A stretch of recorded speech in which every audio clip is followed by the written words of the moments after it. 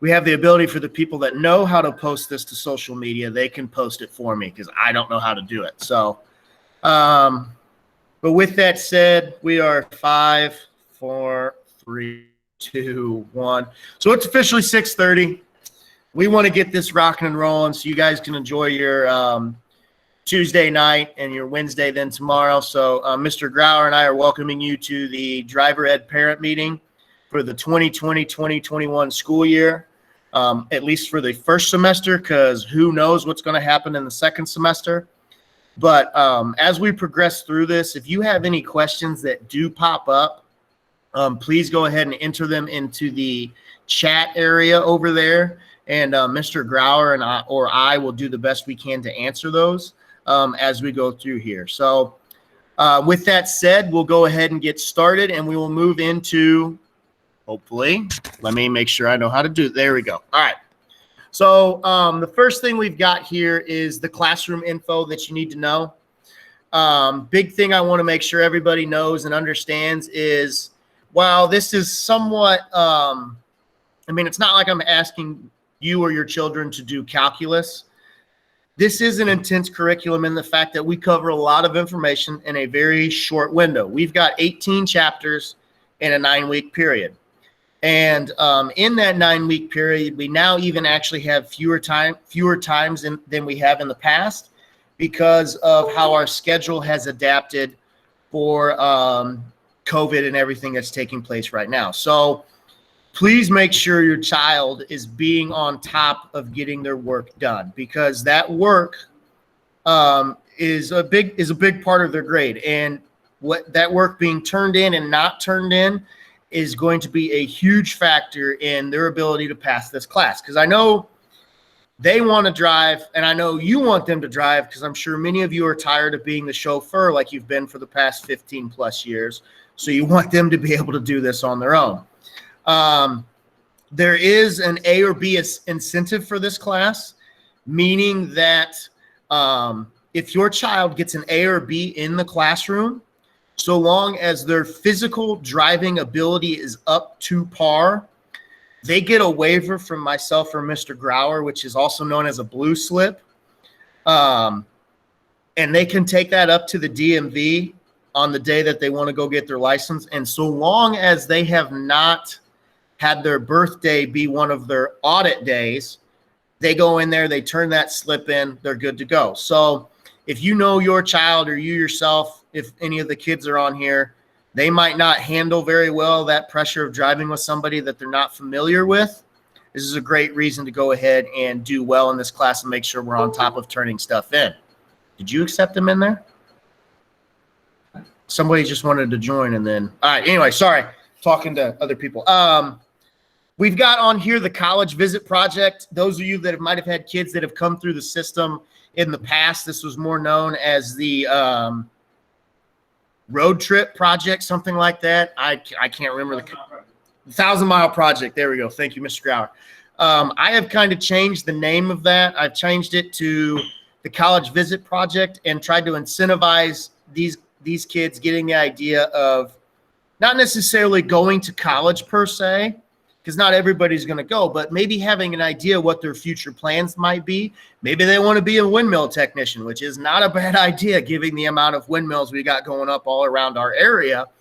Well, they probably want to go get trained for that. So looking up places that they can go get that education as they get out of here of GCMS, but then figuring out the plans, the amount of money, the amount of time, the distance, and everything that goes into planning that trip to go visit. So they can kind of get an idea of some of the things that you might go through just when you have to, you know, make a trip to see grandma and grandpa. Maybe grandma and grandpa live in Quincy, you know. Well, while that doesn't seem like this big deal of, well, I'm not driving to, say, Walt Disney World, a trip to Quincy is still going to cost you so much money in gas, and it's going to put so many miles on the vehicle, et cetera. So that's the idea behind the college visit project. That project is probably also going to be adapted this year just because of the situation that we're dealing with, but your children will be finding out about that soon enough in class. The fourth bullet point you see on the left-hand side there is attendance is a must. The state of Illinois, the Secretary of State, Jesse White, mandates that your child gets 30 hours of in-person instruction.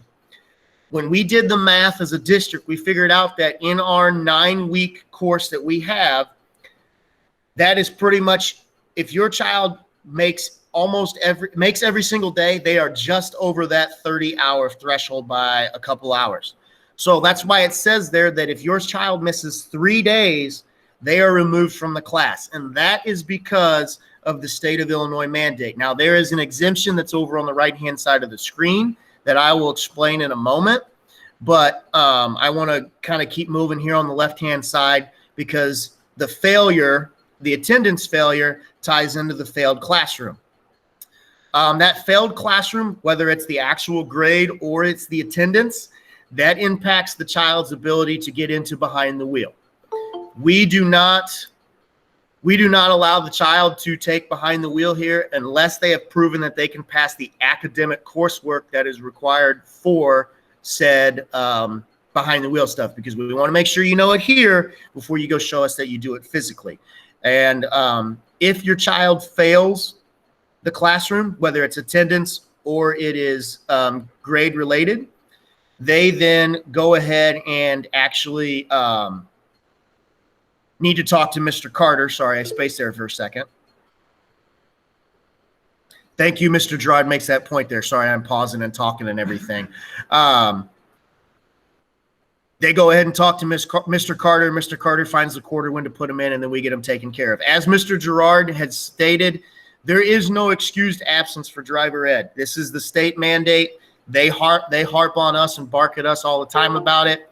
So surgery, that includes things like surgeries, doctor's appointments, orthodontist, optometrist. I think that's an eye doctor. I teach PE, so don't hate on me if I didn't get that right. Things like that, things that make sense to us that would probably be an excused absence from school is not an excused absence from driver ed. That is the state law in regards to that. The one exemption that we are seeing take place right now, and that's over on the right-hand side, that's the COVID exemption. The state of Illinois has worked out with the Driver Ed Association that because of COVID, and if it is proven COVID, if it's like a quarantine because of COVID, or the child is tested positive for COVID, so they've got to miss, as long as your child gets their work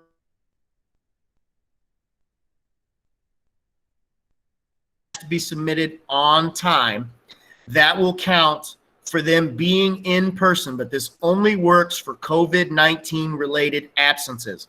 So like I said, that has to be them testing positive for it, or something has gone on. They are required by the school. They got to stay home because of quarantine, something like that, that we're worried about them bringing it into the school setting. That is an instance then where their presence in the building or the presence in the classroom is not have to be there physically, but they have to get the required work done for that to count. And that also counts for our remote Wednesdays that are taking place, where the child has to have that work submitted and has to have it submitted on time.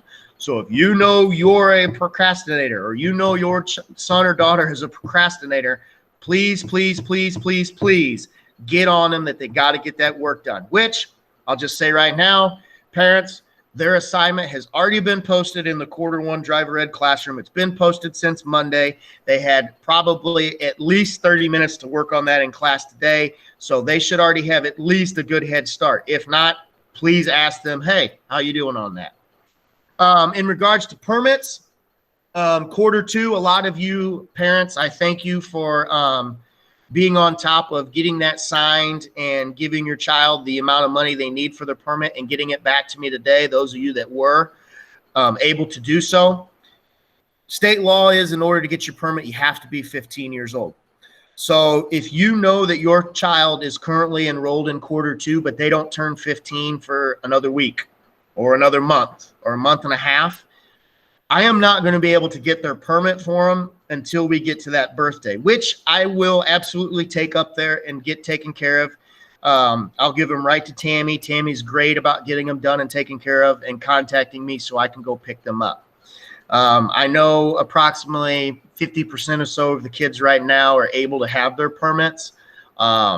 I'm just hoping to hold on to those for maybe another day or two before I go up there with the first batch, just so that way I'm not taking as many trips, as well as not just constantly texting Tammy, because, you know, she has work to do and she has some catch up to do with the DMV. Thank you. With the permits and whatnot, as those go home, it's called a GDL booklet. It's also known as a graduated driver's license program booklet. It's going to go home with your child. Included in there are example lessons if you don't really know what you want to practice with them, which I think it would be fun for you to practice with him in reverse and just kind of see what Mr. Grauer and I see when we first get him to reverse that first time. Because once they get to drive in reverse, I think they have a little more fun with it than they think. Either that or I'm just being overly optimistic here. But also in that GDL booklet is where they track their driving hours, which they are required to get, and correct me if I'm wrong here, Mr. Grauer, 50 hours total in the 9 months that they have their permit, which is a minimum amount of time they must have their permit before they can go get their license. And out of those 50 hours, 10 of them need to be at night. And they also encourage driving in adverse weather. So I know many people will want to try and, you know, avoid driving on ice and snow if they can, or they'll want them to drive with Mr. Grauer and myself beforehand, which he'll get into talking to all that in a moment. But if you can get them out there even in the minimum and just get them at least exposed to those elements, that would be fantastic before we can drive them. And with that, let me make sure this goes ahead like I want. All right, so next I'm going to switch it over to Mr. Grauer. He's in charge of kind of our behind the wheel stuff. He'll explain everything with that. And with that, I turn it over to you. All right, thank you, Mr. Leake. So when I put the schedule together, it's what we try and do is oldest to youngest. We look at birth dates, and then I also look at their classes to see when they have PE, when they have study hall, because otherwise we do our absolute best to not take them out of any other class so they're missing work. Because PE doesn't need to be made up when we pull them out, and then study hall, obviously there's no work given there. So again, oldest to youngest, sometimes maybe a younger person starts driving first because of their schedule. If that happens, we still have the oldest ones on the list at the priority, but that's how we set it up. What we try and do is after they finish the classroom, that's when we drive with them. So that way they've gotten all of the lessons that Mr. Leake has given them, and then they can apply them to the actual driving. Every once in a while, when there's opening in the schedule, we can pull somebody that's in that class currently and do some behind the wheel. If there's openings, if the kid's ready or if they're struggling with grades, we won't do that. But there is some times where that'll happen. And we will let them know usually about a week ahead of time before we start driving. And then they can talk to you about it and say, hey, I'm going to start driving with Mr. Leake or Mr. Grauer next week. When we do, Mr. Leake's going to talk about our handbook, or the driver's ed Bible, as he calls it. When we talk about that, there's stuff in there that he'll do for the classroom. And there's also stuff for when we do behind the wheel. There's a part in the back where there's questions they have to do every time we meet, because it's a refresher from the classroom to what we're going to cover when we're driving. If they can't get that done consistently, to me, that tells me you're not taking it seriously. We're going to move on to the next person. So there are some reasons that we would remove a child from behind the wheel. The main one is grades. If they are struggling to keep their grades, whether it's multiple D's, F's, whatever it may be, I will talk to them, let them know, hey, you've got some time here, but you need to show progress. And if you can't, driving needs to come second, because your grades have to come first. So you'll know your kids' grades, so it shouldn't be too big a surprise. The other reason is attendance. Similar to the classroom, if they're missing a lot, that puts me or Mr. Leake, as well as their partner, in a weird position, because now they don't have someone to drive with. We cannot get in the car with just one student, and we won't. So if they're gone a lot, the other partner is also missing that time, and they have to have 6 hours with us driving and 6 hours in the back seat observing.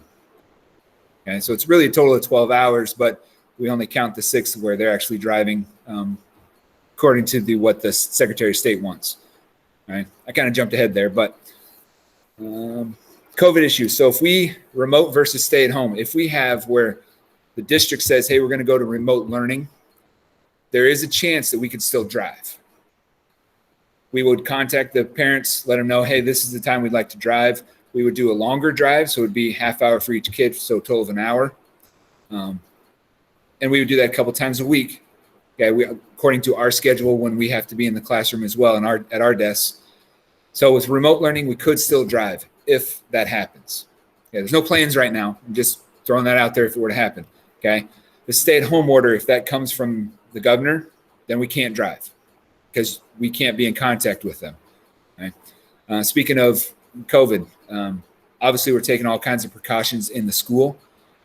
In the car, everybody's wearing the mask the whole time, and everything that they touch is being wiped down after they're done sitting in the front in the driving seat or sitting in the back when they're observing. They wipe their own stuff down to make sure, hey, you know what you've touched, wipe it all down. We watch to make sure that it is done correctly. That way there's nothing is shared without being cleaned first. We also usually have either a window cracked right now because we've having good weather finally, or we got the air running, so there's constant air movement in there as well. So we're trying to protect ourselves and the students as we're doing this to try and get their driving done. There's probably other things right now that I'm having a loss for, but from what we have on the list here, that's the majority of it. So if your child comes home and said, hey, I'm going to start driving, if you want to wait to drive with them until we've done it, we're fine with that because we have a break. We can stop the car. Unlike at home, I can speak from experience driving with my own son. When I did it with him at home, all of a sudden I was like, I can't stop the car. So it is more comfortable for us to do it. And Mr. Leake and I are very calm people. We're not going to bark at them if they make a mistake, but we know we can also stop the car when we need to. So if you're comfortable with us doing a number of drives first, that's fine, no big deal. But while we're driving, it is good to talk to your student, to talk to your child and say, what have you been working on? So what can we do now with you at home? Because we only get 6 hours. You get 50. So you need to make sure that you're doing the same things and asking them, what did you learn today? So what can we work on at home? The more you do that, the quicker they're going to be a better driver, the quicker you'll be more comfortable. And when they do get their license, you'll feel like, hey, they're a really good driver. I'm fine with them being out on their own, even though that is very hard to do. All right. All right, next screen.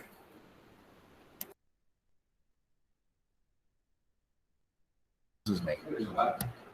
Yep. All right, I'm back. So as Mr. Grauer had kind of previously mentioned, it's called the GCMS Handbook. I affectionately refer to it as the Driver Ed Bible because everybody knows you don't want to lose your Bible. If you wonder what that looks like this, okay?